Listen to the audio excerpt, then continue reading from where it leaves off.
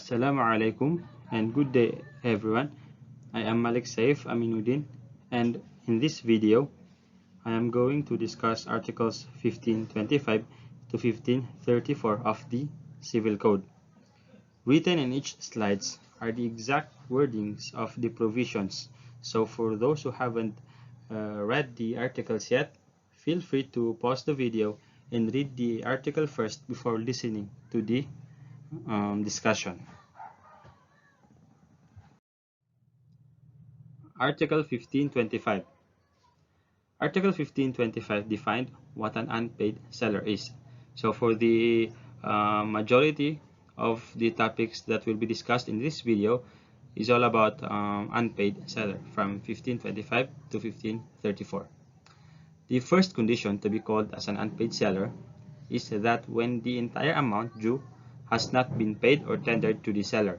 Second is when a bill of exchange or other negotiable instrument was received as a conditional payment and the condition was broken due to the instrument's dishonor, buyer's insolvency, or other factors.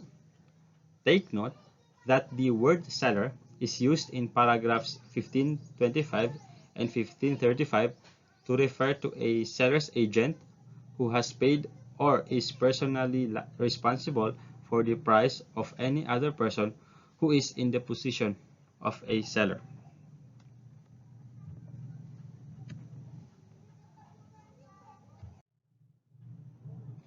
Article 1526. Article 1526 states that the rights of the unpaid seller are the following. So in this article, the rights of the unpaid seller are enumerated. First, while he has the items, he has a lien on them or the right to keep them for the payment. Second, in the event of a buyer's bankruptcy, he has the right to halt or revoke the items in transit after he has relinquished custody of them. And third, a resale right has defined by this title. So the unpaid seller has the right of resale. Fourth, a right to cancel the sale is likewise limited by this title. But take note that where the title in the goods has not transferred to the buyer, the unpaid seller has the right to delay delivery, which is equivalent with his lien and halt or revoke in transit powers where ownership has passed to the buyer. Article 1527. Article 1527, subject to the provisions of this title, the unpaid seller of goods who is in possession of them is entitled to retain possession of them until payment or tender of the price in the following cases. So the unpaid seller is still entitled for retainment of the possession until payment has been made. So first, if the products were sold without any financial terms attached. So when there are no financial terms attached, then he has the right to retain possession. Second, when products were purchased on credit, but the credit period had expired. Third, when the buyer becomes insolvent. Take note that the seller may utilize his right of lien even if he is in possession of the goods as the buyer's agent or bailee. Article 1528. Article 1528 states that if an unpaid seller has given part delivery of the goods, he may exercise his right of lien on the balance unless if an unpaid seller has given part delivery of the goods, he may exercise his right of lien on the balance unless the part delivery was performed in such a way that the lien or right of retention was waived.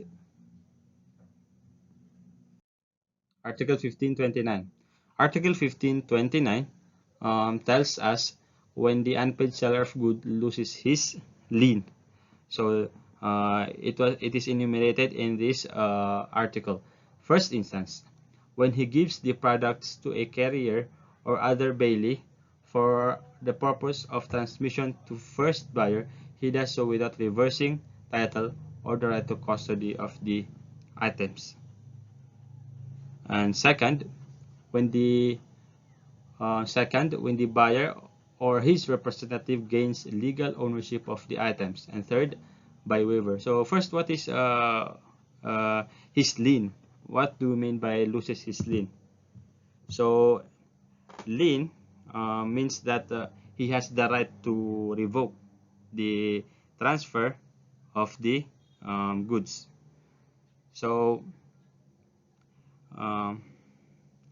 it is stated, it is in other terms of having still the possession of the goods. Take note also that the lien of an unpaid seller of goods does not disappear only because he has received a judgment or decree for the price of the items. Article 1530. Article 1530 tells us what happens when the buyer becomes insolvent. What happens is when a buyer of goods became solvent, the unpaid seller who has parted with possession of the goods has the right to stop them in transit. That is, he may resume possession of the goods at any time while they are in transit, and he will have the same rights as if he had never parted with possession. So if the buyer became insolvent, he has the right to halt or to stop the delivery and have the same right of possession as if he never had the transaction to the buyer. 1531. 1531, goods in transit within the meaning of the preceding article. So it defined the scenarios in which the goods can be considered in transit and when no longer in transit. As for the goods in transit, there are two instances. First, from the moment they are transferred to a carrier by land, water, or air, or to another bailee for transmission to the buyer, until the buyer or his agent in that capacity receives receipt of them from such carrier or other bailee.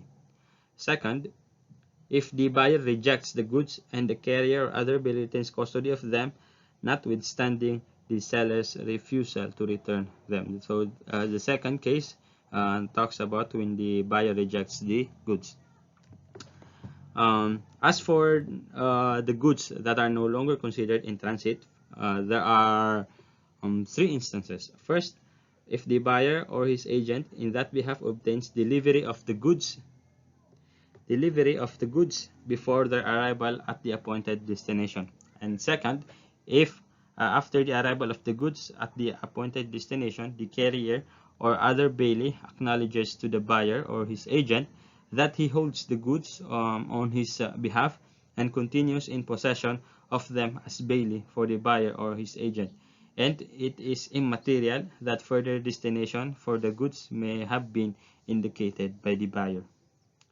And third, if the carrier or other bailee refuses to deliver the goods to the buyer or his agent on the buyer's behalf.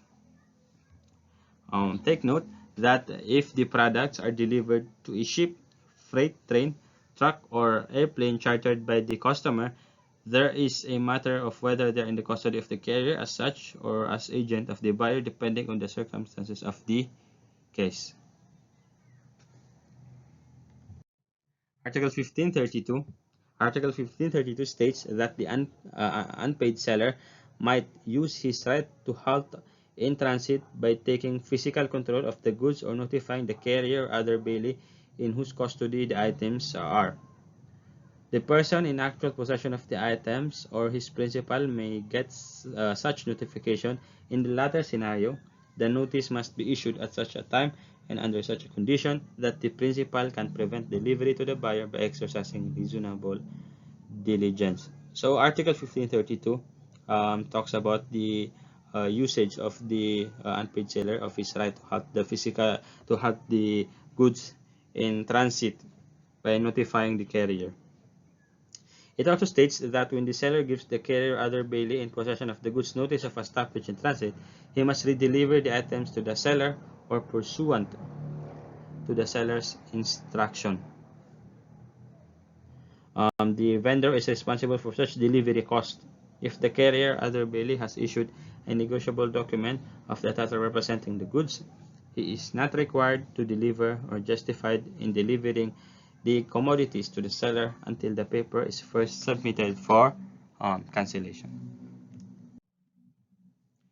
Article 1533, it states that what happens when the goods are perishable or when the seller expressly reserves the right of resale in case the buyer should make default or where the buyer has not paid for a reasonable time. So in this scenario, the unpaid seller may resell the goods. That is the summary of this article. He is not liable for the first buyer because in the first place the first buyer did not pay or did not follow the contract of sale. So the unpaid seller, if he resells the items, is not liable to the first buyer. And it is also not necessary for the unpaid seller to notify the original buyer. Article 1534. Article 1534 states that an unpaid seller with a lien or who has stopped the goods in transit may revoke the transfer of the title and reclaim ownership in the goods if he specifically reserved the right to do so in the event the buyer defaulted or if the buyer had been in default for an unreasonable period of time. The seller will no longer be accountable to the buyer and under the contract of sale, but may seek damages from the buyer from any losses caused by the breach. So, like the previous paragraph in Article 1533, the unpaid seller is not liable. In fact, he may claim damages if there is any loss incurred due to the bad faith of the buyer. But do take note that an unpaid seller's desire to withdraw the transfer of title is not considered manifested until he gives notice to the buyer. So the the seller's desire to withdraw is not recognized until he give notice to the buyer. And although such an overt conduct need not to be disclosed to the buyer, the providing or failure to give notice to the intention to rescind shall be relevant in any dispute over whether the buyer was in default for an unreasonable period of time before the right of rescission was exercised. So that's all for this video, and thank you.